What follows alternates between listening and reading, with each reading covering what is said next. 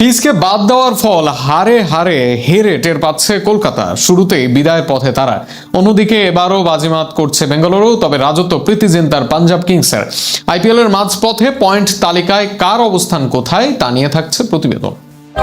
জাতীয় দলের নিয়মিত নন, কলকাতায়ও ক্লাব থেকে তাকে দিয়েছে বিদায়। তবে শিরোপাজয়ী অধিনায়ক শ্রেয়াস আয়ার দাপট দেখাচ্ছেন অন্য ফ্র্যাঞ্চাইজি দলে, আর সেখানে পয়েন্ট টেবিলেও দাপট তার দলের। তালিকায় যে সবার উপরে রয়েছে তার দল পাঞ্জাব কিংস।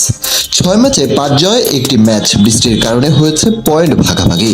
সব মিলিয়ে তাদের পয়েন্ট 11, যা এই মুহূর্তে অন্য সব দলের থেকে অনেকটাই এগিয়ে।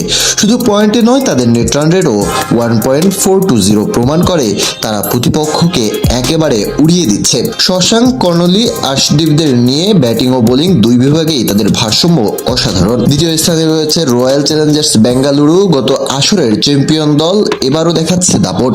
বিশেষ করে ব্যাট হাতে কোহলি, পাতিদার ও বল হাতে বুভি এজিলোড ঘুরিয়ে দিচ্ছেন ম্যাচের চিত্র। 6 ম্যাচে 4 জয় নিয়ে তাদের পয়েন্ট 8। যদিও পাঞ্জাবের থেকে কিছুটা পিছিয়ে, তবে তাদের নেট রান রেট 1.17 ইঙ্গিত দেয় যে তারা যে কোনো সময় টেবিলের শীর্ষে উঠে আসতে পারে। একই পয়েন্ট নিয়ে তৃতীয় স্থানে আছে রাজস্থান রয়্যালস। জেসওয়াল, সূর্যবংশীদের নিয়ে তারাও দেখাচ্ছে দাপট, তবে তাদের নেট রান রেট তুলনামূলক কম, যেটা 0.599, যা তাদের কিছুটা পিছিয়ে রেখেছে। চতুর্থ ও পঞ্চম স্থানে রয়েছে যথাক্রমে সানরাইজার্স হায়দ্রাবাদ এবং দিল্লি ক্যাপিটালস। দুটি দলই জয় পেয়েছে 3 ম্যাচে, দুই দলের পয়েন্ট সমান 6। যদিও কিষান হেড অভিষেকের হায়দ্রাবাদ খেলেছে 1 ম্যাচ বেশি, তবে এই দুই দল এখনো প্লে অফের দৌড়ে ভালোভাবেই টিকে আছে। মিড টেবিলের লড়াইটা সবচেয়ে interesting. Gujarat Titans, Mumbai Indians এবং চেন্নাই সুপার কিংস, এই তিনটা বড় দলই এখন মাঝামাঝি অবস্থানে। বিশেষ করে মুম্বাই ও চেন্নাইয়ের মতো সফল দলগুলো 6 ম্যাচে মাত্র 2টি জয় পেয়েছে, যা তাদের ফ্যানদের জন্য হতাশাজনক। বুমরা বোল্টরা নেই ফর্মে, অপরদিকে চেন্নাই এর বড় নামে কেনা খেলোয়াড়রাও পারফর্ম করতে পারছে না।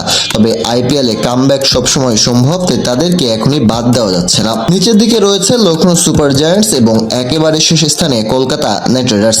2 জয়ে লখনৌ আছে তালিকার 9 নম্বরে। ফিসকে বাদ দিয়ে নাজেহাল কলকাতা 7 ম্যাচে মাত্র 1টি জয় পেয়েছে, যা তাদের জন্য বড় ধাক্কা। সেই জয় এসেছে সর্বশেষ ম্যাচে। এর আগে বৃষ্টির কল্যাণে ছিল আরেক পয়েন্ট। তাদের নেট রান রেটও নেগেটিভ -0.879, ফলে সামনে তাদের জন্য চ্যালেঞ্জটা আরও কঠিন। সব মিলিয়ে আইপিএল 2026 এখনো অনেক বাকি, আর এই পয়েন্ট টেবিল প্রতিদিনই বদলে যেতে পারে। দেখা যাক শেষ পর্যন্ত শেষ চার নিশ্চিত হয় কোন দলের।